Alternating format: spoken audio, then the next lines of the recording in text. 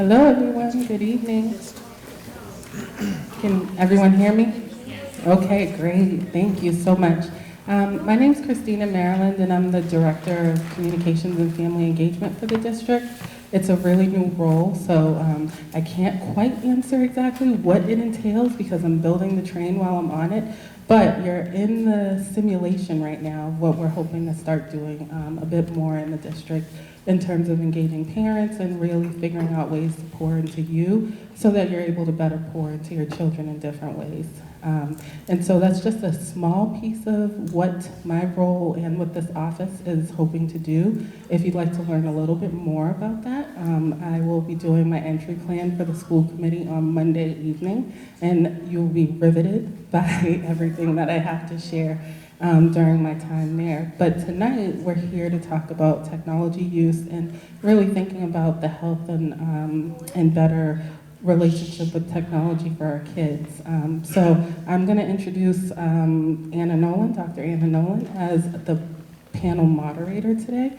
And I just want to give you an overview of what we're trying to do today. Our goals for the evening, we're going to review those prior to introducing the panel and really talk about why we're here and what we're hoping to walk away with. Overall, I will tell you that when it comes to the topics that we're discussing, just keep in mind that we're aiming for progress, not perfection. So what that means is let's start small with our relationship with technology, our relationship with our kids through technology, and thinking about the things that the experts on the panel share and figuring out the small ways you can implement change and not look at it as a big mountain to climb today with your children. We're going to talk about the staff perspectives related to what we're seeing in technology and what we're seeing in the development of children as it relates to the differences with how they engage with technology. Lastly, we're going to talk about perspectives from the parents and families, so that's why you use the thought exchange link that was provided, and it's going to be posted throughout so that you're able to share your perspectives and thoughts and ask questions of the panel. It'll help us streamline things a bit, but also ensure that we're answering things in a timely manner. And then we're going to talk about holiday buying guidance because there are several between November 1st and early February. There are about 14 different holidays that happen where there are gift-giving occasions, and we want to think about all the ways that we can give the best gifts to children, but in ways that are going to support their healthy development. And that's going to be our night tonight, so buckle up and get ready, and I'm going to turn it over to Dr. Nolin, so thank you for your attention. Thank you, and really this evening was conceived through some discussions that we had last spring as a community when the school committee passed a policy that would seek to limit the use of technology during the school day in our middle and high schools and have a sort of off and away policy for the elementary schools. So we are just taking that next step of continuing education to help the community understand their relationship with technology and know that we are here to support you, and that we see the partnership between the school system and parents and our police partners as all part of the ways we grow healthy children. And so thank you for joining us tonight. We are taping this presentation, just so everyone knows, which will become a part of our future Parent University, Parent Academy page, and part of the Family Engagement Office that Christina is conceiving.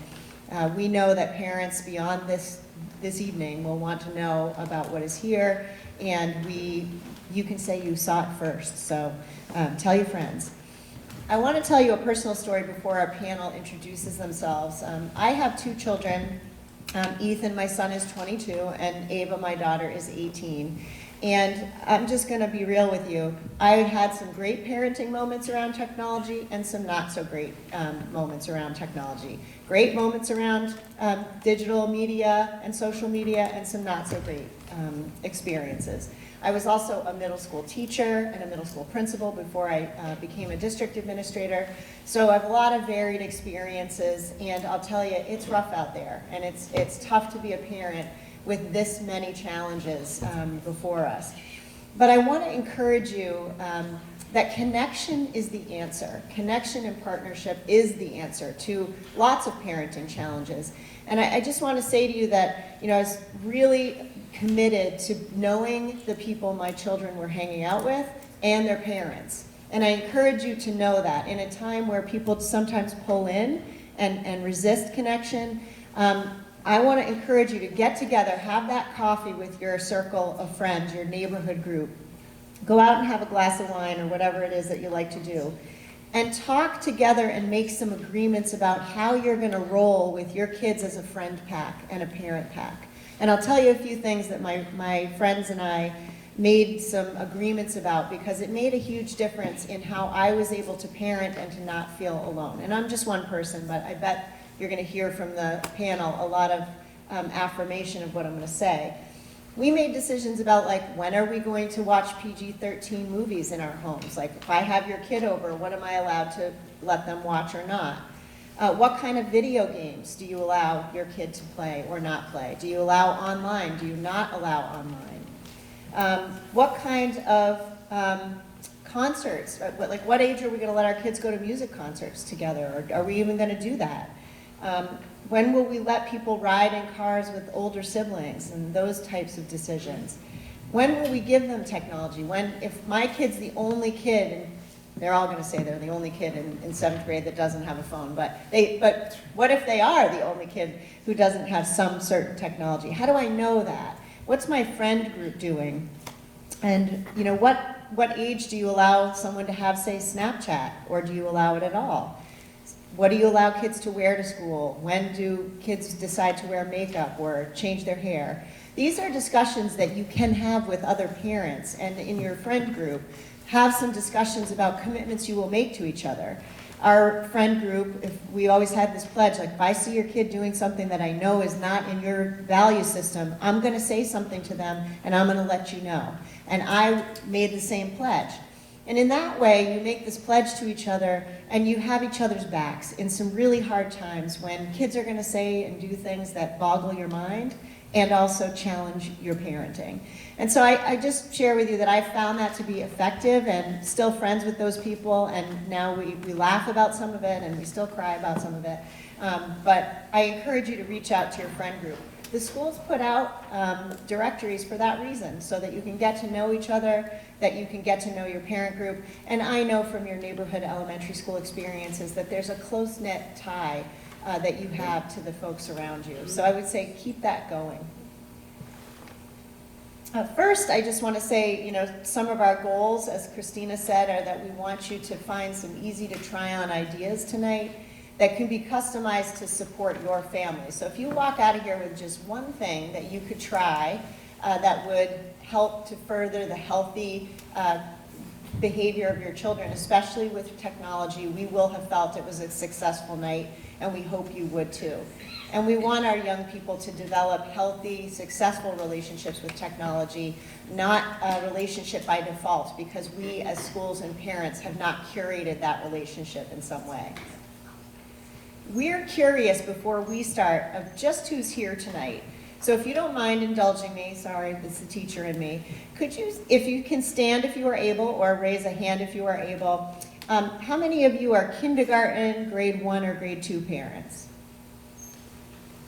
Okay. How about grades 3, 4, and 5? Oh, okay, target market. 6, 7, and 8? All right. High school parents.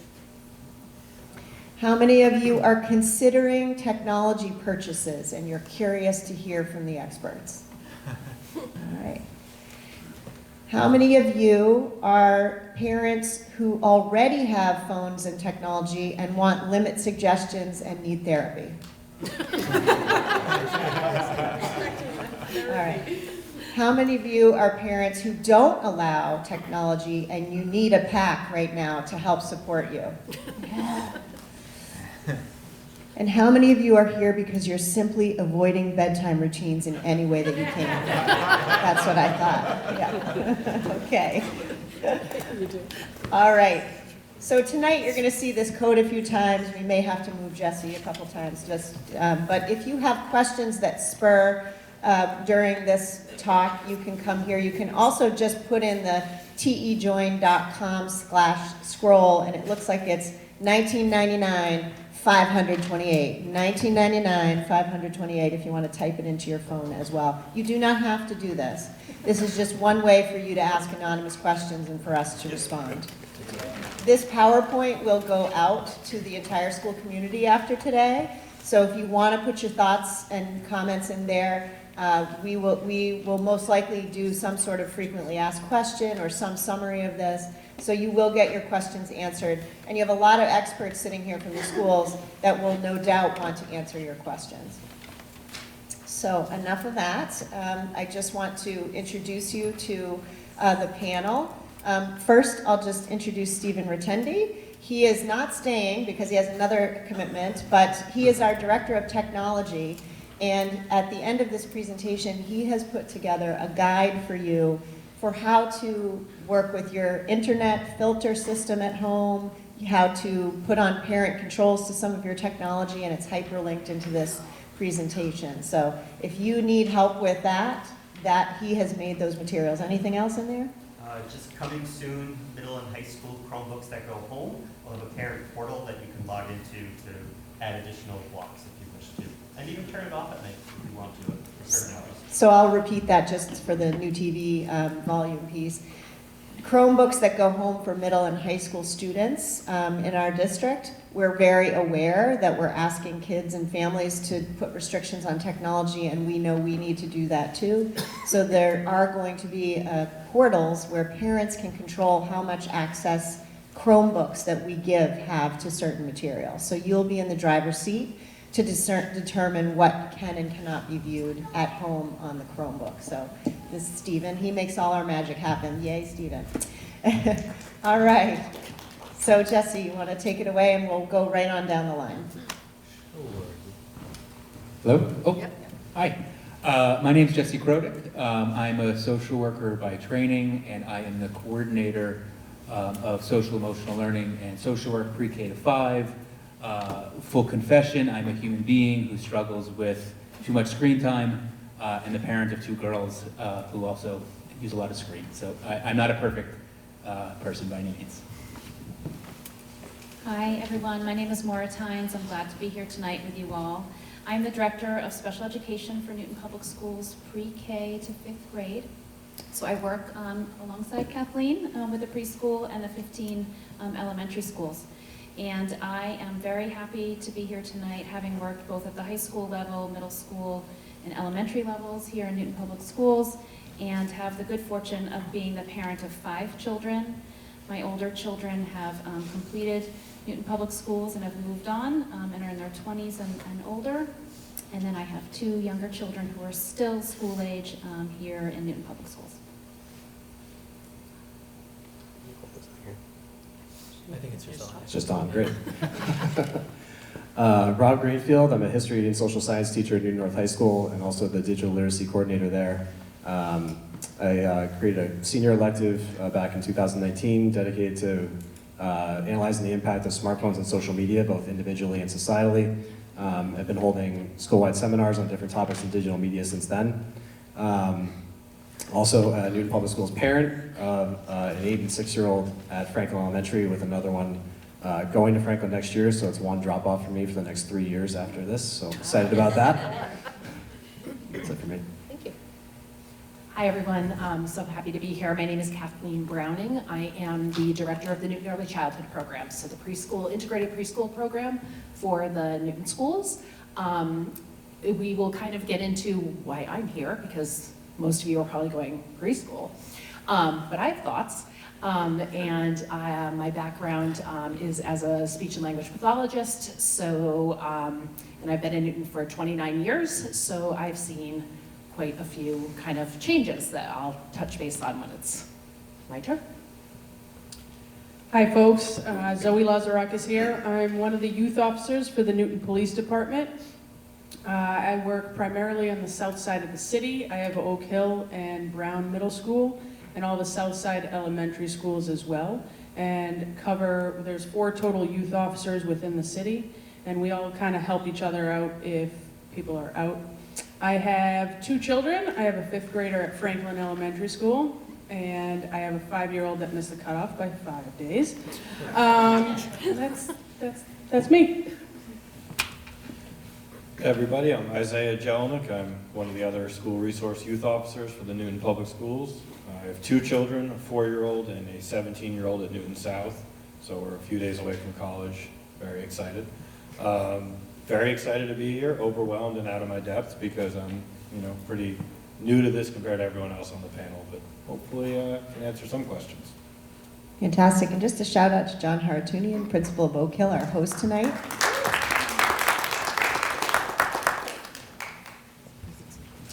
So we're going to start off with a discussion of some of our youngest learners.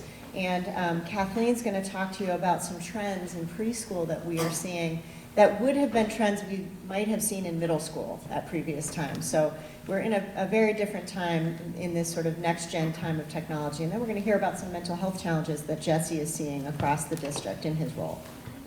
Wonderful. So as I said in my intro, I am a speech pathologist. Started in Newton in 1996. Was a speech pathologist at the preschool for 16 years. I then coordinated the speech and language department for the Newton schools for a few years, and then when the director position at the preschool opened, as I say, I went back to the mothership and absolutely adore my job. But as the director of NECP and as a speech pathologist, the trends that I'm seeing right now are while students of this age don't typically have obviously their own phones, tablets exist or they get a hold of your phones. And what we're seeing now is less students who don't know how to play as well. They're not using low technology play related materials, games, magnetiles, blocks. So we're definitely seeing that trend. We want to have children playing, we want to have children talking more when they're playing. There is a huge relationship between a child's ability to play, pretend to play, and language development. So we're seeing a delay there.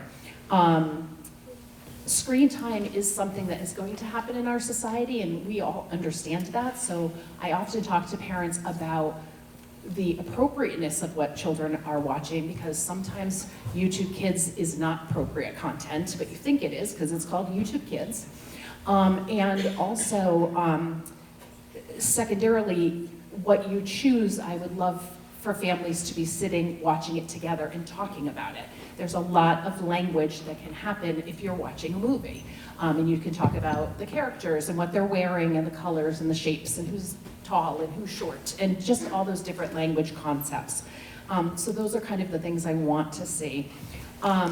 The American Academy of Pediatrics recommends for our age range of preschool, so 2 or 3 until they're 5, 1 hour a day at the most. Prior to 2, they really say none of it, except for maybe like FaceTime kinds of things if family members are away. So, those are something that we think about. And again, there's always so many people that I know, many of my own friends are single parents, for example, and they're like, I just need a shower. I get it, like get in the shower. But sitting down, having family movie night, talking about things is really important. We are seeing a greater amount, and I'm sure Jesse will touch on this, but a greater amount of students who are dysregulated. They haven't learned how to self-soothe because they've done it through technology, so then they get somewhere that doesn't have technology like preschool or daycares, and it's not there, and they are dysregulated. And we have to help students with that as well.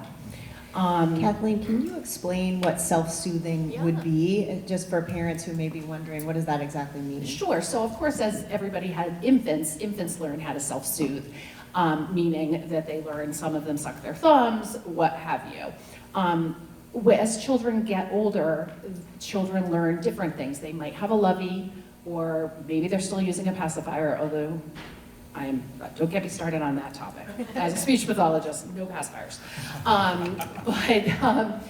So they learn how to calm themselves. Sometimes it's, like I said, a certain thing that they rub, or they just learn to go to in their room or sit in a cozy area. Obviously, it can also be an adult, whether it's a parent or a close friend or a teacher giving somebody a hug and helping them to do that. So we are seeing that children are coming and they don't have any of those strategies because some of their self-soothing now has been handing them a tablet or a phone, which is which makes students calm down, which does. However, when it is not available, they do need to have that capacity within themselves that doesn't require a device. Let me see. I think I hit it all. So I'll hand it over to Jessie for a few other pieces of information. Thank you. Hi, folks. I'm going to speak a little bit about the effects of screen usage on one's mental health and the skill development or lack of skill development or delayed skill development that we're seeing in our elementary schools. And I've been in Newton now for 15 years. This is my 15th year. And in that time, obviously in that time, we've seen really an increase, a rise in the use of handheld devices and screen time. And and my colleagues on this panel, we've all noticed changes in the students that we're working with. So in the handout that you have, I included some links, and you're welcome to pursue the research. I think a lot of us, most of us who are on a screen at some point have probably heard about the research around screen time and the prevalence of mental health needs that are in relation to screen time. And so I encourage you to look at that. And I'm going to talk a little, just briefly here, thinking about the four main headers that I included in the research are looking at reduced physical activity, social development, impact on attention, the development of cognitive and social skills, sleep disruption, as well as the sort of emotional challenges that Kathleen referenced. And mind you, much of the research that I looked at and that I shared looks specifically at outside of school screen time. So it's not being on a Chromebook and pursuing research at school or doing some sort of math at school. It's the sorts of screen time, quite frankly, that happens in my house all the time. The scrolling, the ubiquitous YouTube, the television, the social media, the video games. Some of this has a direct impact on our brain structure itself with regards to our ability to self-regulate and attentiveness. So it's actually changes in our brain. And to Kathleen's point, aside from sort of the changes in our brain that can occur from screen time, what we see in schools and in our young people more and more are what are called lagging skills. So this idea that for 15 years ago, when I started in Newton, and I've been an educator for longer than that, but 15 years ago, we could assume that the majority of students coming to school, not all, because students come to us with all ranges of skills and development, but we could assume that the vast majority came to school with certain school-ready skills. Things like the ability to self-soothe, things like, and mind you, these are all skills that are further developed throughout our lives and into adulthood. But the ability to self-soothe, the ability to express themselves when frustrated, the ability to problem solve, the ability to self-regulate, the ability to tolerate boredom. Raise your hand if you remember being a kid, perhaps driving in the back seat of your parents' car or your caregiver's car on a long trip with nothing to do. You just stared out the window, right? As I mentioned, I'm not perfect. My children are not perfect. My children are 17 and 9. The idea of daydreaming out the window is completely foreign. And we see this in school now. Difficulty with any sort of downtime. What does one do with themselves? Again, I'm speaking broadly. We have lots of students that come to school that do have these skills. My point is, we have more and more who are lacking these skills, and more we have to explicitly teach these skills. This is partly, as I mentioned before, one of my jobs is coordinating social emotional learning. This is the cornerstone of social emotional learning, is explicitly teaching these skills that at one point in all of our lives, we didn't have to do to such an extent. There were always students who needed further development and further teaching. My point is that we see more and more globally students who need that direct instruction. On the mental health side of things, again, thinking about those 15 years, and I think it's important to consider, we're here to talk about screens, and you can't talk about screens in a bubble. So the mental health challenges that I see, that we see in schools, I think certainly screen time has a lot to do with that, for the reasons that I just mentioned, and we live in a stressful world. So that it's not, I just want to mention that it's not just screens that are causing our mental health epidemic in our communities. But in the 15 years that I've been here, the increase in the need in our schools for mental health support, both in schools and community-based, and the support that we need to give to our families and our caregivers has increased exponentially. I'm so grateful that we now have full-time social workers in all of our elementary schools, and they're really, really busy. And the psychologists are really, really busy, trying our best to support the demand. I'll also mention that I supervise what we call our stabilization team at the elementary level, which is our highest level of intervention for students who are having significant social, emotional, and behavioral needs.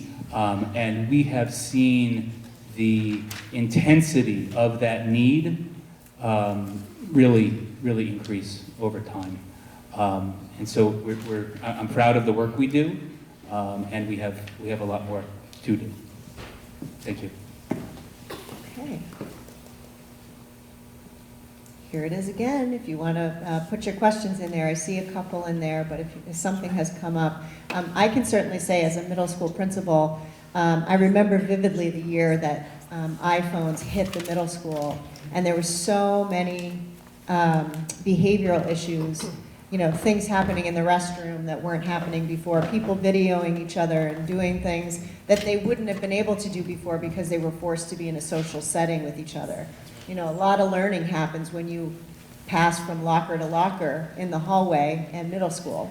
If you have your head in your phone while that's happening, you miss out on all sorts of things.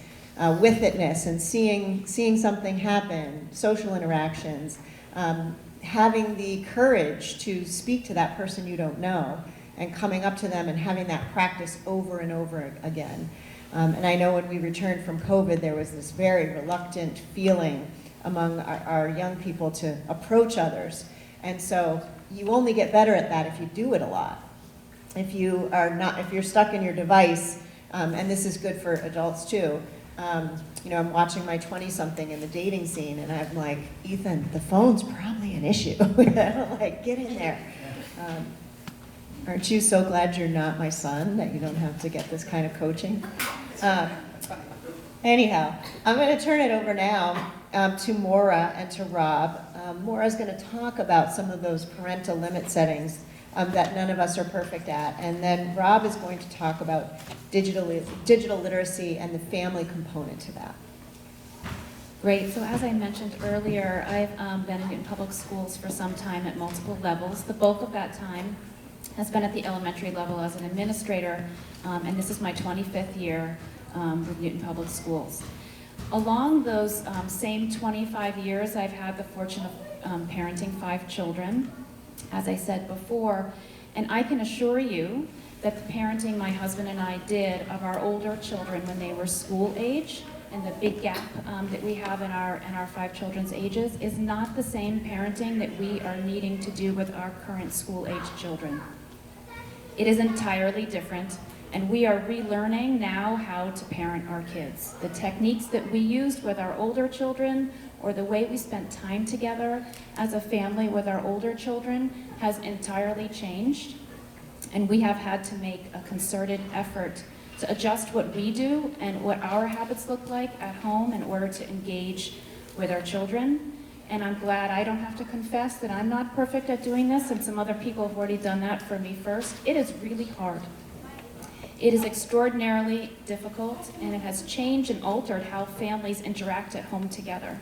Some of that is what we as adults need to recognize and understand and adjust.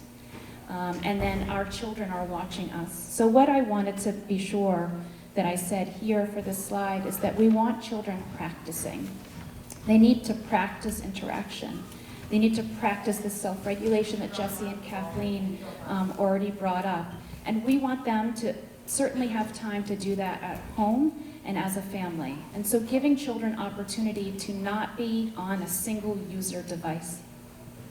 I'll say that there's times in my house that we are watching a lot of YouTube, and we regulate what that YouTube video is. So my daughter and I spent a lot of time over Thanksgiving watching many YouTube videos around the United States and how the lines for each state were drawn.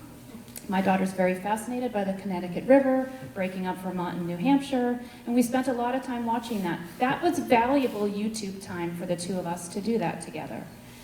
The other way she could watch YouTube is alone in a room, and I come back and I see something that I don't want her watching. So there are ways to engage with technology which is unavoidable in our society at this point, but you have to figure out how you model and how you work with your child to ensure they have also opportunity to engage without a screen. I also think some of what we've seen with children is a confusion on their part, which is not their fault, on what is real and what is possible and what is not real and not true and not possible. Some of those things include, what does a shopping spree look like? And what is reality on what does that shopping spree end up looking like? We have to regulate that in my house because there are very unrealistic expectations out there that kids are getting the opportunity to see, and if you're not sitting with them and talking about, do you think that's real? Do you think that family really spent $5,000 this morning in an hour shopping at the mall? Let's talk about that. So I think kids don't have the ability to know the difference between what is really something our family can engage in and do, and what is unrealistic. You know, are you going to travel around the world 4 times in 4 years? Probably not. But students and children don't understand those things because they look very real when you're on YouTube. So again, I think what's really important to understand is that some of the things that we know about parenting and about raising children is completely and entirely changed. And I promise that's true because I've done it with older kids and younger kids. And as we see that play out over my 25 years in the district, we've also seen a lot of concerning sort of thinking and behavior from children that has grown exponentially over time. And as Jesse mentioned, we have some supports that we've put in place for all children. And those supports didn't exist before. We recognized those needs and we added them, and then we're maxing them out already. So I just want to say that I think the messaging here is let your children practice with you. Let your children engage with you. Set up opportunities for them to have unscheduled time to play with friends. And the idea that having your child enrolled in so many activities that they're booked all the time doesn't give them that space to make mistakes, and make mistakes in a small, safe environment with a circle of friends or at home with you. So allowing kids to engage with peers and engage with you in a meaningful way without using single user devices is, I think, something that we feel is really important for kids. Maura, can you talk a little bit about sort of the positive struggle and the grit that is built when kids play and have conflicts in those unstructured times? Because there's a lot of like play date making and arrangements and structure that a lot of parents put on things. What is the impact of that as you see it? Sure, and I think some of the structure, just to define what that means, you know, if you've enrolled your children in activities and those activities book them most weekends and evenings, there is no room for this unstructured time and unstructured play. And that unstructured time, and I don't mean entirely unmonitored, I mean unstructured, it's not a gymnastics class, it's not a basketball team, it's not something that an adult is running. It is time for children to, again, practice together running the show, making things up that are creative and enjoying one another. And then when conflict arises, letting them have a chance to try out fixing that together and coming to a resolution where they all feel comfortable. And also, I would say that it's extraordinarily important that you're able to encourage your child during that time, because it is the time to be with you to learn these skills. When they are out in the world and much older, there's an element of people being less forgiving of children when they act out and they're not able to sort of manage what we would expect they would be able to manage. And again, along the lines of what we've seen since COVID, children look very different at grade levels now. I would say that Jesse's correct. We felt that children would come in with a certain level of skill. I also think we imagine our sixth graders today and what we saw of sixth graders years ago, and the skill level is not the same. The executive functioning and organizational skills are not the same. They're very scattered in what they're trying to manage, and that's across the board. So really perseverance is something that I think a screen is not going to offer them too much practice with perseverance and interpersonal skills. And just to underscore that further, there's a lot of research that's coming out now that children literally have less hand strength, and because they're not rolling around on the floor and doing jungle gyms as much, they're reading online, which tends to be less complex text than what they would read in person, and they're not having those creative tussles out on the playground, sorting out things like who will go first and who will do what things first. Everybody's used to having their personalized content their way right away. And I can also say that it certainly changed our parent interactions, as parents expect personalized on-demand content from any agency that they're interacting with as well. So there is this sort of like, hey, we personalize our music, our videos, our DoorDash, everything should work that way. And that kind of idea is really hard to bust up and solve problems. Rob, I bet you have some thoughts about this from the secondary level. I do. So I want to talk a little bit about strategies that we can use at home for digital devices, which would include smartphones, but also other digital devices like iPads and everything else. I'm operating off of this handout here, if folks want to follow along out there about digital devices. I think these strategies here, these kind of 5 things here there's a lot of folks who have written a lot about this at this point in terms of on the parenting side and the relationship that kids should have with devices, having the healthiest relationship. There's a broad spectrum of how people feel out there. Some are highly alarmist to more kind of moderate integration of technology. These 5 things are general themes that all of them hit upon. And I think acknowledging, first of all, like everybody else has, that not everything is going to work for everybody. We all have different kids, different families, different relationships with our own kids, different households, et cetera. And so, what might work for someone might not work for another child or another family, right? And so it's up to us to kind of figure out what's going to work in each of our households, what's going to work with our own kids, what's going to work for us, I think is a big deal. And I think a lot of these changes can be, I think, listening to a lot of this, I personally sometimes get overwhelmed about like how big some of the problems might seem. Like we're dealing with societal issues here and technology that's really integrated itself into almost every aspect of our lives.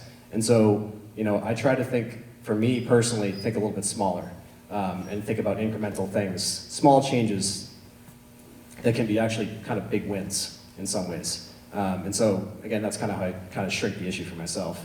I think the number one thing we can do when it comes to the relationship that our kids have with digital devices and having a healthiest relationship with their devices is to know our own kids, as simple as that is.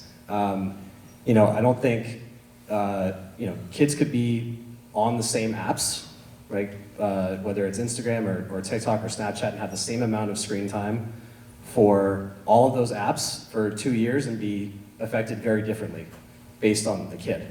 And so some kids are more sensitive, more empathetic, right? Not to say, again, good or bad, each child is different. Some kids might be more sensitive to social comparison than others. Some kids might need more social approval at certain points.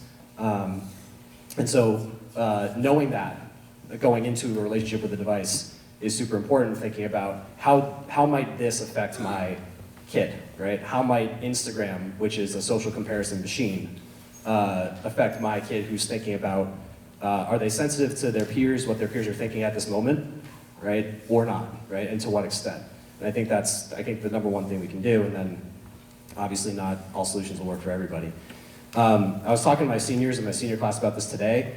I think when we talk about screen time, in a lot of ways, that screen time is somewhat, I think that there are thresholds in which a certain amount of hours matters in terms of their mental health, but the apps that we're interacting with are so different based on the application that the effects could be wildly different based on what the kids are interacting with.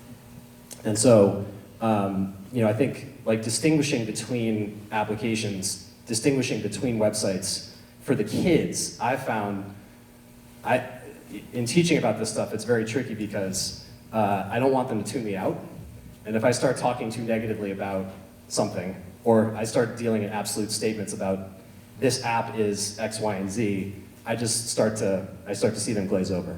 And so thinking about distinguishing between screen time that can enrich kids in certain ways, even relationally, or screen time that is detrimental in some ways. And there's a lot of research out there that, again, that it's, doom scrolling through TikTok, right, is not the same as creating 3D art for hours on end, right? And that's why I had a student, a couple of years ago who was just on his computer all the time. And it's like, if you looked at him in a vacuum, you'd be like, hey, like up here, But he's creating these unbelievable 3D kind of animations, et cetera, and he got so much out of it, and it's a career path for him now and all this stuff. And so, distinguishing, I think for the kids, when we talk to our kids, that's a big deal for them.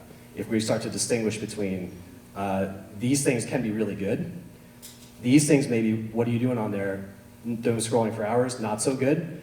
And this is where it gets even more tricky to kind of muddy it, which is that even if we're something like TikTok, which passive consumption of TikTok can be detrimental, it also depends what they're seeing. And so these things can be really complicated, and distinguishing between what can be really enriching and what is not so great, I think is an important kind of thing. Generally speaking, kind of active uses have been proven to be better for kids in terms of creation and interacting with other people. FaceTime, not quite as good as in-person interaction, but pretty close. Right? If people are FaceTiming with other people, are they using are they using apps or devices to like facilitate in-person meetups? Great. And so I feel like that helps with, number one, the research out there says distinguish between it, but then also talking with kids about it. I feel like I get like a little bit more buy-in when I'm talking about some of the harms, right? Or maybe some of the things that are a little bit more toxic, if I'm also acknowledging some of the good things that can come out of this. I think the second thing on there is about our own consumption and our own behavior. This is obviously easier said than done to model the behavior we want to see. Kids are paying a lot closer attention, I noticed as a teacher, right? Because when we started to kind of post-pandemic try to corral the phone use in classes, we would get kind of, and justifiably so, questions about our own use. Or like, hey, I just saw you send a text message or whatever it was, this is 3 years ago, but they're paying really close attention to us and what we do. I think a lot, maybe more to what we do than what we say about the devices. And to them, if we're going on to check an email for work, and again, we're all stretched in different ways, we all feel pressure to be on there to respond to either texting or work or anything else. To them, if we're checking a work email, it's the same thing as them going on TikTok. Like they see no difference. And so I think if we are going to try to set those boundaries, I think a good way to start is thinking about what, and we're not going to be perfect. I think about this all the time when when my kids try to talk to me and I'm checking a text message and I'm, it's in the middle of a conversation and I look back 10 minutes later and I'm like, man. But modeling the behavior that we want to see is is an important step because the kids report anyway that the one thing that a big barrier between them and getting that message that we're trying to give them is if they see any, and hypocrisy is a tough word, but if they see anything that they perceive as hypocrisy, that can be a barrier to us setting those boundaries. And so thinking about model the behavior we want to see is the second one on there, so that perceived hypocrisy doesn't lead to conflict. I was talking earlier about the secondary piece. I personally would not want to go through middle school or high school at this moment with social media. I don't know how they're doing it. I would find it very challenging, particularly the piece about the permanence of some of the interactions, right? So if we have if a kid has a tough interaction at school, or there's a post below some comment below one of their posts, and that thing stays, right? I as a kid, I had a tough day at school, I had conflicts, I had something embarrassing happening. You left it at school, you go into your room, you power down, and the permanence of that and that sticking with them, I would not want to have to go through that today. And so, I think a lot of the onus unfairly sometimes gets put on them in terms of this is a kid's problem, and they feel some judgment from adults in a lot of ways with this. And if we can empathize with them and what they're kind of going through, we don't necessarily know the pressure that they are feeling to be on there all the time. Socially, how social media has kind of inserted itself into those social interactions, how they feel the need to be on there, maybe not because they just want to be on their phone all day, but because they're trying to have some sort of control over what's out there and what's being said about them. If sometimes they're on there because they are worried about a friend, right, and they're trying to check on a friend, and they just want to have the phone near them in case the friend is struggling. And so these are all super valid reasons, right, to want to be near the device, even if it's being maybe detrimental to them in the long term. And so thinking about approaching conversations with empathy with them with the device or the iPad or the phone, and thinking about why do they want to be on there, and then maybe leading with some open-ended questions if kids are wanting a phone out there, or if kids already have a phone, thinking about the open-ended question of why you want it, or if they're using certain applications, hey, why are you using that app? What is it about Snapchat that's being drawn to here? And then the open-ended questions, not necessarily being followed up by rules or judgment or consequence, right? Just to ask the open-ended question, to get that conversation going, I think will go a long way. And, I feel this way. I did download TikTok for research purposes for my class. And, Sure, Rob. yes. I love it in certain ways. I'm very immersed in it sometimes. It's that thing where you say, I'm just gonna go on there for 5 minutes just to see what's happening, and then you emerge 20 minutes later and it's like, wow. And with the kids, especially some of the language that they're using, like the different vocabulary that's come out of this. People are like the words that have just been come out of nowhere, and they're just talking. You're like, what are you what are you even saying? Like, what are you talking about?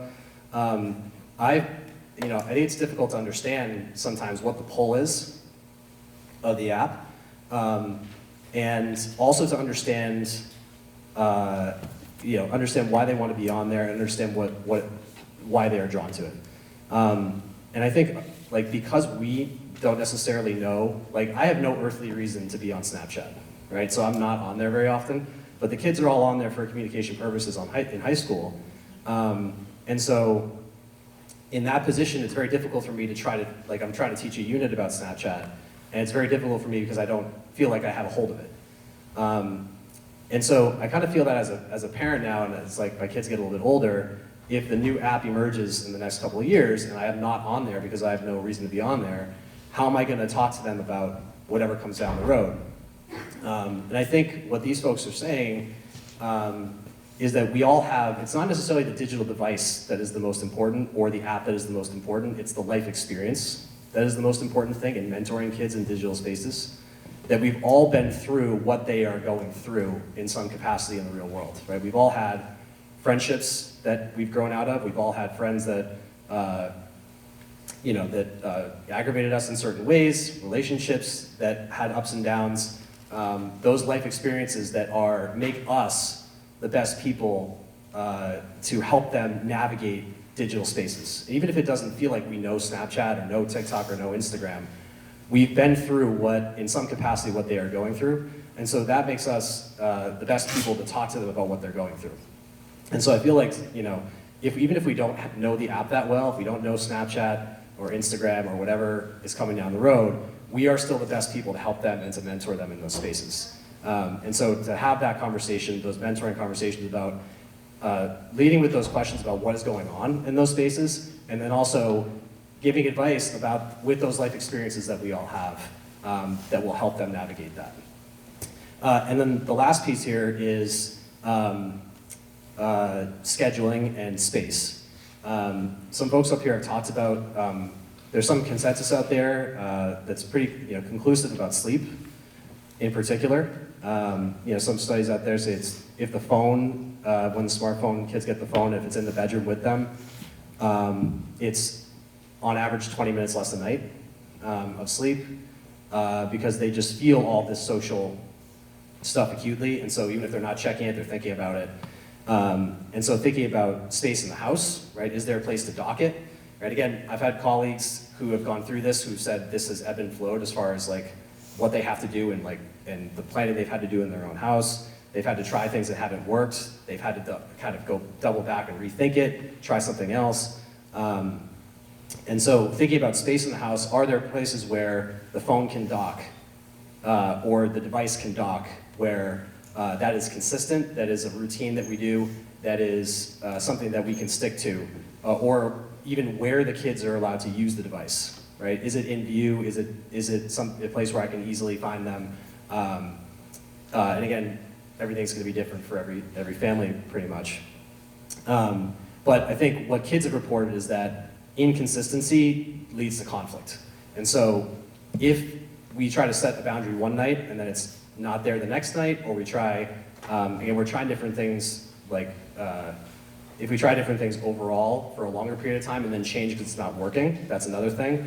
But I think what kids struggle with, if it's inconsistent night by night, right, or some nights it's 7 to 8 o'clock and then some nights it's not being enforced, I think that's a struggle for kids with that inconsistent piece with the devices. And then, I certainly feel this if I'm in line at the grocery store, my phone's in my pocket, I have a minute and I'm sitting there and I'm waiting for that person to load up all their stuff onto the tray and it's taking forever, my phone comes out. It just does. It's a default for me. I've tried to recognize it and be aware of it. And so I think what the high school kids have reported is that if they have downtime or if they don't have anything on the horizon, that's when those hours start to pile up on the devices. And so thinking about, I know we talked about the free time, kind of the utility of free time, but also thinking about like if that scheduling can happen to say, okay, this is a play date, you all can have that free time and to be together and have that organized time, and not just have the downtime where we're sitting there and there's nothing to do, and then it's like becomes the default thing and that unwanted screen time goes up. I think that's it for me. You're the next person. Just want to also forecast that in our holiday buying guide, we're suggesting lots of different types of technology that allow you different levels of control, and parental values can be exercised through which types you purchase. I also want you to know that the Newton Public Schools has implemented a sort of pouch system at the high schools where in every classroom in both high schools Students are expected to put their phones in these holders, they're like shoe holders that go over on the wall or on the door. Because we know that high schoolers need their phones to learn that balance, right? So Rob is just one coach there, one live person coaching them through what does it mean to be a technology using teenage person right now. At the middle schools, it is the time second only to infancy of greatest brain development and body development in the adolescent years. That's a tender time for brain development. And so the district is really investing in fewer distractions so students can build the executive functioning skills. Executive functioning skills undergird study skills, how you problem solve, and how you critically think about what stimuli come before you. When you are distracted by Snapchat, and the data is like something like kids get, 4,000 snaps a day? I mean, just think about that, how many hits in your pocket that is. So we don't want them in the kids' pockets at the middle school. I've received about 13 middle school Dear Superintendents this week alone about how I'm a tyrant about the upcoming January yonder pouches that are coming to the middle schools that will keep those distractions at bay. I get it, because the draw is real and the social piece is real, but they're all in the same boat. Every single person in the schools is in the same boat. There's nobody who gets technology and then somebody who doesn't. Is it foolproof? No. They send new troops every year. They're going to figure out ways to get around us, right? That's just what happens. But we are really trying very hard to help in these tender developmental times to prioritize the health and well-being and social development of your children. And so I had to feel like I had to say that because I had these very compelling, persuasive essays from 14-year-olds telling me, you have to explain this to me. I also just want to say the district just developed a profile of a learner and what we care about in terms of our values in learning. And one of those is a learner's mindset, one of those values about staying curious and persevering through challenges, taking risks, making mistakes, being in tune with other people and taking feedback and then adjusting. And that's really hard to do if you're stuck on, sucked into TikTok for hours on end. So, last but certainly not least, we're going to hear from our police partners who see the technology sometimes when it goes dangerously wrong. And then Christina's going to tell you all the things you're taking away with you. She's going to be like the gift giver tonight of all the things that you have in your packets and in your PowerPoint. So I don't know who's speaking first. Is that you, Isaiah? Okay. Zoe was kind enough to give me the microphone All right. first because we're not educators, so this might be a little different in terms of tenor. But I am a parent of an older daughter and a much younger daughter, and technology dominates what we do at home a lot of the time.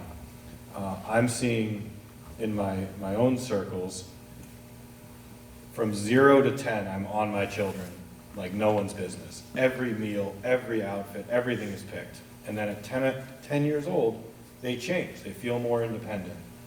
What we're seeing on the police side is a lot of parents handing that 10, 11, 12-year-old a phone. And it's completely unmitigated access.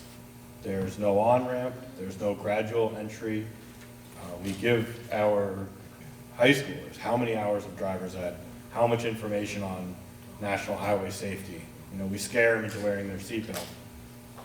The same is not being said, I don't know if you can hear me, the same is not being said for how we're using our cell phones.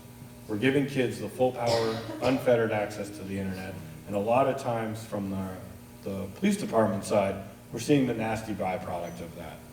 I think we mentioned the 4,000 notifications. That's nothing. These kids are staying up all night. The group chat, they'll call it the GC, the group chat is relentless. And what that's leading to is this overwhelming sense of missing out. If the phone is withdrawn from them, they're the one who's on the outside. And I think Rob said it really nicely earlier. We've all gone through what our kids are going through just without the phone. We were all excluded at one point from a conversation, or we all heard the hot gossip when we came in. But this is an unrelenting barrage that these kids are being they're suffering, and we need to help them. Just some statistics, and these are national, not Newton statistics. 33% of 16-year-olds have received nude images, with 19% sending them. It's not 1 in a million, it's pretty prevalent. Cyberbullying, which obviously goes hand in hand with a group chat. If someone has some faux pas at the middle school level or the high school level, that's what the group chat and the gossip will be about. Cyberbullying results in a 4% increase in suicidal thoughts and a 6 to 10% increase in suicidal attempts. So it's a huge deal how we're giving our kids these phones, what we're allowing them to do. And we have a lot of resources. Zoe and myself are in the elementary and middle schools, and we back up the high schools. Most of the problems the police department is seeing is in the middle school level. And why I brought up that age 10, age 11, age 12, stepping back from our children, is because we need to be doubling down, as hard as it is. We need to be more in their business at that point. One thing I tell every parent when I'm in their home talking to them and their kid is crying about sending a nude image or being the victim of cyberbullying in a group chat is, whose phone is it? I don't know if you've experienced this, Zoe. And the parents will say, oh, it's James, it's Janice's, it's Ellie's. It's your phone. You bought it, you pay for it, you can take it away if needed, and you can look into it if you feel it's appropriate. And if your child is stepping out of responsible usage, I think it's very important to be empowered as parents to realize it's your phone. You can withdraw the ability of your child to use it or use specific apps at any time. And we would love to see on the police department side, one time walking in, the parent going, oh, I took the phone away. But we're so tied to them and they're so important in our life that to know where our child is the most reassuring feeling. It's a tremendously safe community. Our children are safe here. If they go to the park and you can't reach them, it's because they're playing. That's a good thing. It's counterintuitive, but we want to hear a parent say, oh yeah, they were at the park with their friends. Their hands are getting stronger. I couldn't believe that earlier, that our children's hands are weaker. That blew my mind. Makes a lot of sense with the handshakes. So Isaiah, there are apps that limit what people can do, right? And so do you advocate for those? I had to use them with my daughter, so. My biggest new bit of technology that I'm advocating for, Officer Allegra, Zoe bought her, what'd you buy, I don't know what you're about to say. your watch, the watch, sorry. The dumb watch, or the smart watches we're giving our children. I found them tremendously difficult to use. So the bit of technology I'm a real advocate for is the assistive access on your iPhone. It turns the iPhone into a dumb phone. It lets you choose the apps, the time the apps can be used. It really drills down and makes the phone almost inoperable unless you have a code. So if you only want your middle school child, if you're going to give them a phone, to be able to call home, and you want to be able to see where they are, well, there's your phone app only with the contacts you select. There's so many bits of technology. Live 360 is great. In my personal life, not professional life, I find it a little invasive. I have 2 daughters. I like to be respectful of their privacy. I think that interpersonal relationships and friendships don't need to be scrutinized. Every text doesn't need to be read. But my daughters have also showed me, or at least my older daughter has shown me, she can be responsible with her phone. So, as everyone up here has said, it's an ebb and flow of what you're comfortable with. And I think when we start talking in black and white terms, and we lose the nuance of this app is bad, this app is good, you're cutting your kids off at the knees. You're taking away their ability to rise up to the challenges of using a phone. We do have resources at the police department. If older kids are involved with incidents of cyberbullying, of sextortion, of sending nude images, we have a lot of those we can get into. We can help your children out. The biggest thing is talking and speaking with a trusted adult. And I thought it was, earlier, I'll get to the apps, I promise. Rob said that the onus is on the kids, which I thought was really interesting. We ran a simulation at the police department. We set up a Snapchat account as a 13-year-old Caucasian male.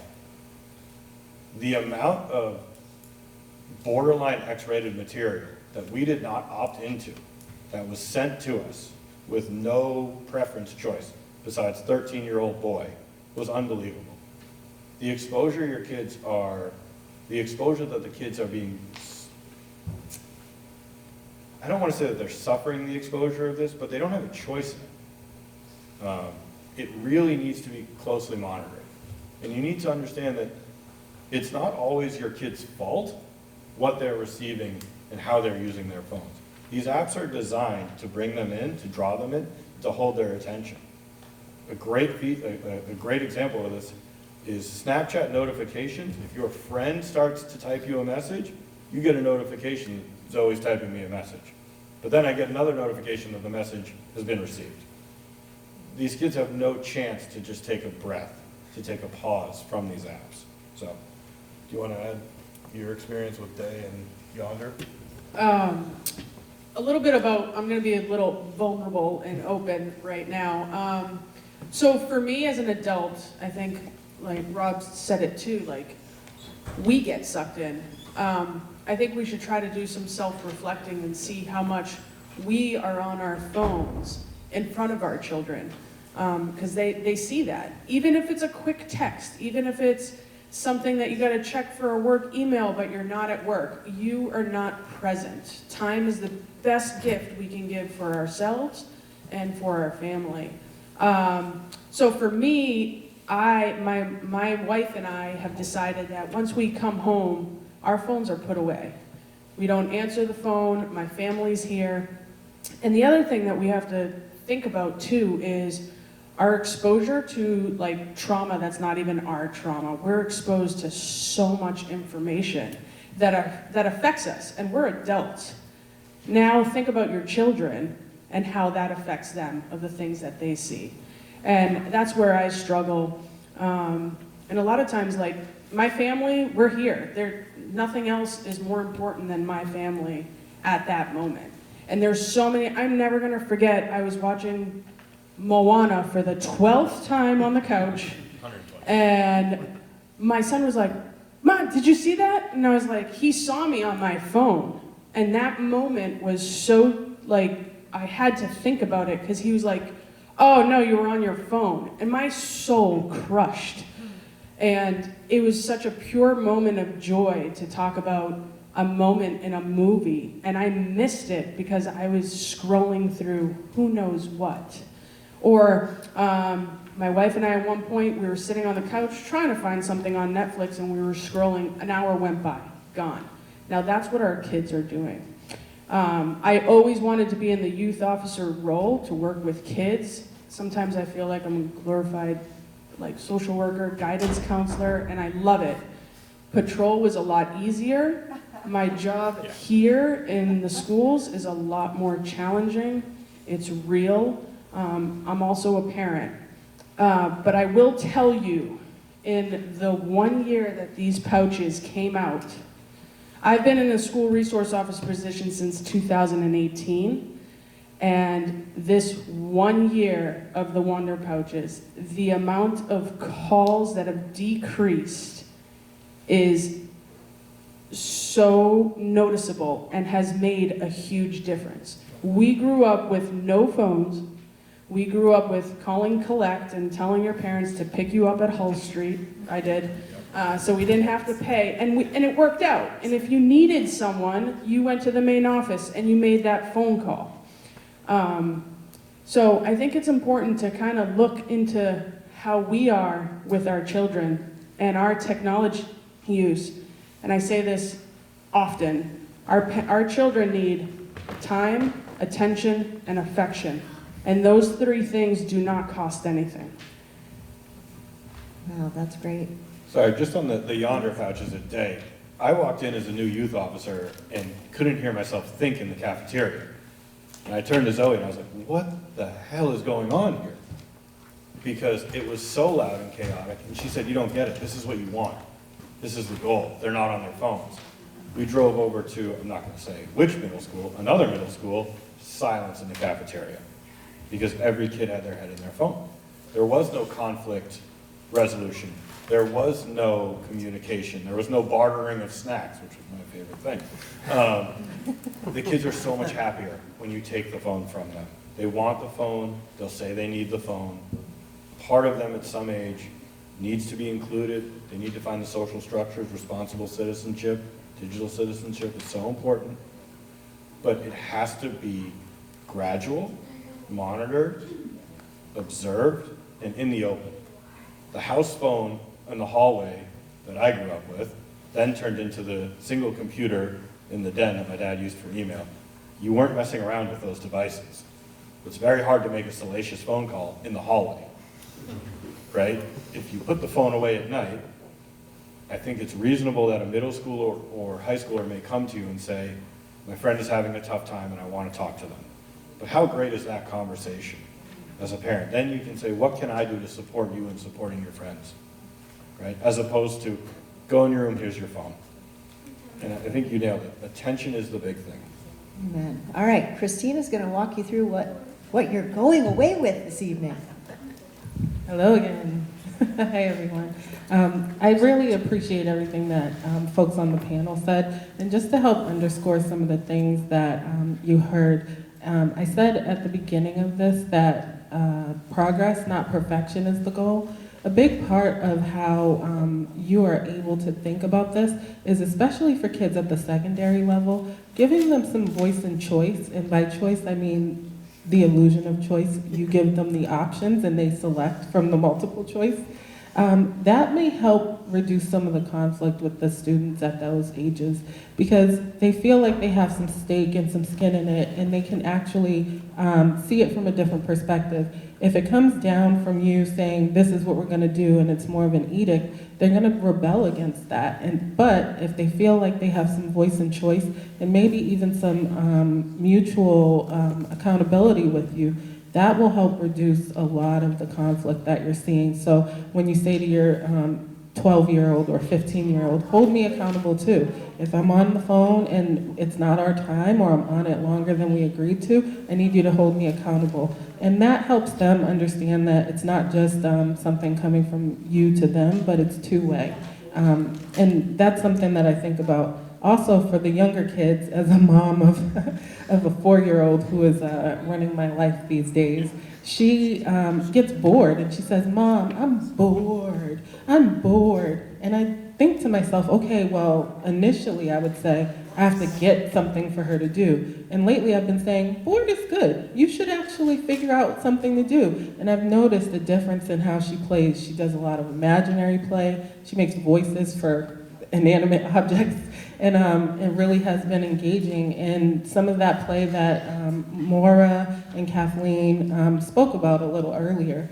Also, when it comes to the device use in my home, I have looked up a lot of YouTube channels to learn how to turn the devices into dumb devices at times.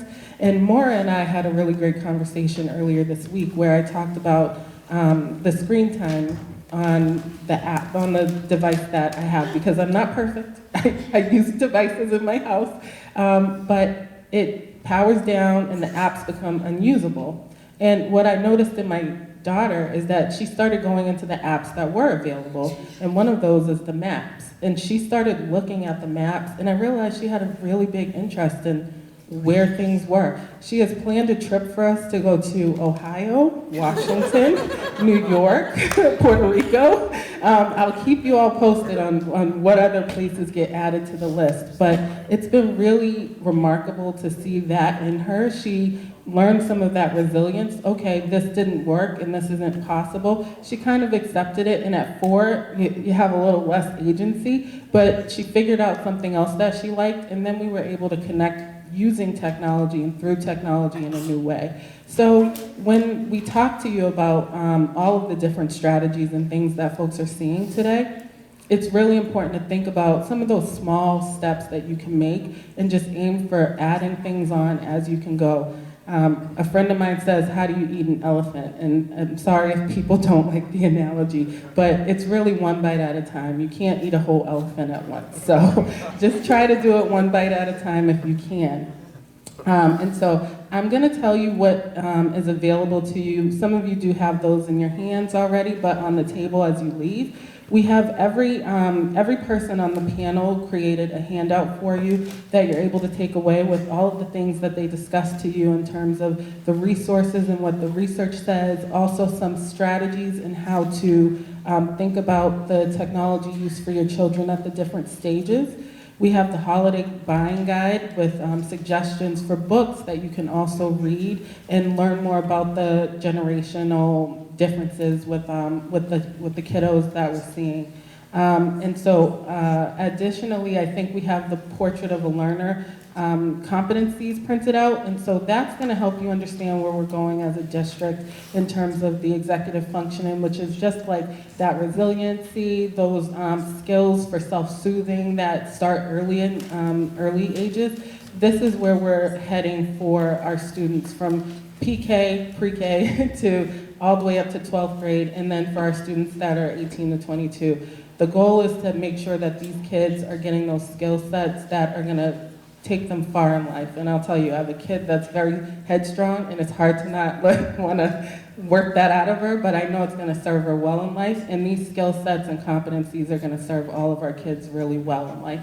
All of the materials are going to be emailed out to everybody in the district along with the recording of tonight, so you'll be able to replay it and you get to hear more about me and repeat all of the things that I just said. But really, overall, the biggest takeaway, I think, outside of everything that was said, is that all of our kids were born as technology natives, which is they were born into technology. And sometimes we tend to think that that means that they're digitally literate, and that does not mean that they understand digital literacy. Even us as adults are still learning what that means. And so for our kids, it's really important to show them that we can learn new things and walk through the steps with them, and we can unlearn some bad behaviors or bad habits as well. And so I think right now, Dr. Nolin and I are gonna scroll through some of the questions. Just share some of the top thoughts from you that you all shared and some of you ranked. And I just first, there's some questions about technology use at different levels in our school system. And you should know that last year we contracted with Boston College's in-task program, which is their technology research arm, to actually map the use of technology in the Newton Public Schools.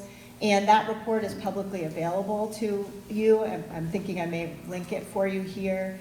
We also got ourselves into a study, international study with that group that's looking at correlations between screen time in school and social emotional wellness internationally. So we're a part of that consortium, and you can digest some of that data. It also examines the happiness of our teachers and the instructional strategies of our teachers that are tech-infused and not tech-infused. So we are using that data to make decisions about what should technology use look like at the elementary level. So there's some questions here about what are you doing as a school system to limit technology use. We are having those conversations and trying to develop those instructional models now. You heard about the Chromebook limitation tool that you can put limits on and that we can. That's going to come up very soon. That's new based on parent feedback and educator feedback. So that'll give more control. And there's a lot of thoughts that are like, gosh, it's really hard because my kid's in high school and he has to use a computer for school. And it is hard. And that is a coaching conversation, as Rob said, of you with your child talking about, well, what are you actually doing on there? It was the number one thing I did with my daughter was, what else are you doing on the computer besides what you're supposed to be doing? You know, like sort of the browser sharing situation. There were a couple quick wins we thought we could have. Christina, there's a question about, can we have more of these forums, and what's the plan for that situation? Well, I have an answer for you. In my entry plan that I'll be doing on Monday, I hope to see you all there virtually or in person. We're going to discuss that, but the goal is to start doing more of these types of workshops and forums. moving forward in the future. We'll crowdsource topics, and when you do thought exchanges like this and you fill out surveys, as well as everybody on the stage, we read through all of those things. So thousands and thousands of replies, and we take the information and we use that to inform what we share out and how we build different types of programming. So if you think that no one reads them, I can promise you, we do, and we appreciate the input. And really, the goal is for us, as I said, to think about the whole child and be student-centered, but a big part of that is thinking about how parents and caregivers are poured into as well, and whatever information is going to be important to you and support you in terms of your parenting or your caregiving, that's what our goal is. So we are going to send this video out tonight to everyone in the Newton Public Schools community, so that will go out there. There's questions about would NPS consider phones off all day for students? So in grades 6 through 12, there are programs in all of our middle schools and high schools to do that. So whoever asked that, I hope you're leaving happy with that answer. Panel, there's a question that they'd love to hear just from all of you. So you think about it while I do a couple more. One big change for a small win that you think any parent could take away. So think on that for a minute. And while that goes on, there's some questions about, are we as a school system instituting digital literacy programs even at a young age? So Stephen, who was here and had to head out, is the head of our technology and library media folks, including our digital learning coaches, of which Rob is one. But there are many across the school system, and we are developing both, excuse me, a schedule and lessons that are used at every grade level, pushed into content area classes. So students are learning a subject area, and they are learning how can you be media literate and safe. So for example, if you are writing a paper and you are doing research, it's a great time to teach those lessons on safe research and how do you critically evaluate sources and all of those skills that we would like our kids to have as critical thinkers. So you can expect that from us. And you can see that in our profile of a learner that you are having in your hands as well.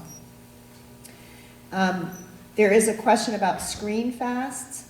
So I don't know if that's going to come up as a big tip, but we will answer some of these questions in our FAQ back to you. And there's a lot of lamenting about, if I don't give my kid a phone or a device or this, they're going to be a social outcast. And I need you to know that we did another one of these forums last spring. Was anyone here for that one? The majority of families in that area were saying they were considering not purchasing technology for their children. And we're doing this before the holidays because we think that parents need that snuggle from the community to say that every kid's going to say they're the only one who doesn't have. And they will not die without it. You have to have a coaching conversation about this. I know, you just don't. It's like I used to tell parents, like, you don't need the locker shelves when you come to middle school. You don't need them. You also don't need a cell phone. It's a phone in every room. This is a community opportunity for us to link arms and push students back to connection. And so I challenge us to take those steps in the way we can. It is heading into the later hour, so I'm going to say, what's your small win for a big payout for families? As is good teaching practice with regards to social emotional learning, I think the biggest bang for our buck is modeling, as my friends here said, modeling the behavior we expect to see in our children. So I think for me, the takeaway would be togetherness, meaning you can be on a screen with your child, do that together, and don't lead them to their own devices to be single users watching things you're not able to monitor. So doing it together. I think for me, like, at least just thinking about my own kids, about asking open-ended questions and just asking a ton of questions, right, and see where it heads, and see how the responses are, and I think dialogue is really, really essential.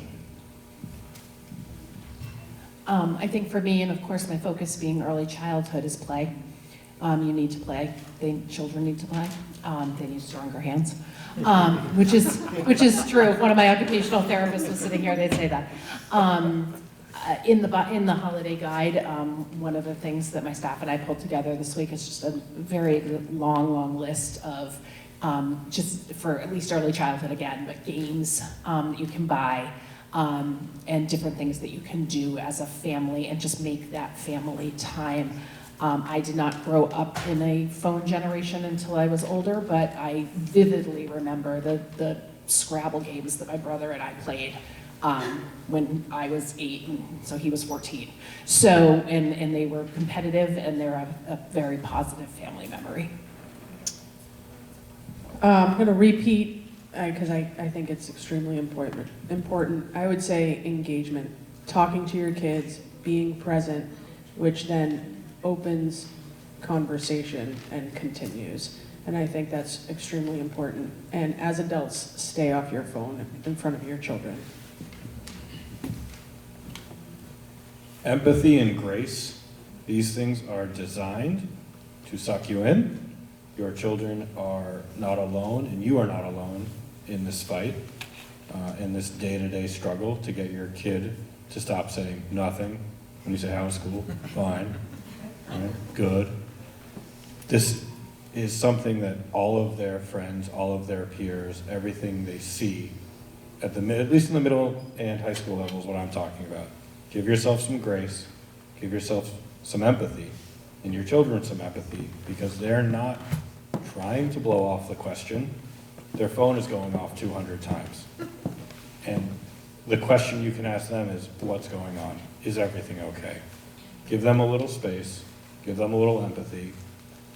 The amount of money dumped into these to get them on for another 15 minutes, 20 minutes, an hour is unbelievable. So I think we need to remind ourselves and remember that this is a big battle, it's a tough battle, and the only way we do it is with communication, empathy, grace, and as Dr. Nolin said, linking arms to say to our kids that no, getting the newest iPhone at age 6 is not normal. You don't need it. The middle school locker shelves, your locker will be okay if you don't have your phone, and the locker will still be there. How lucky are we to have these folks working for our kids, right? Very good. The toy guide that Kathleen mentioned is also in your digital packets.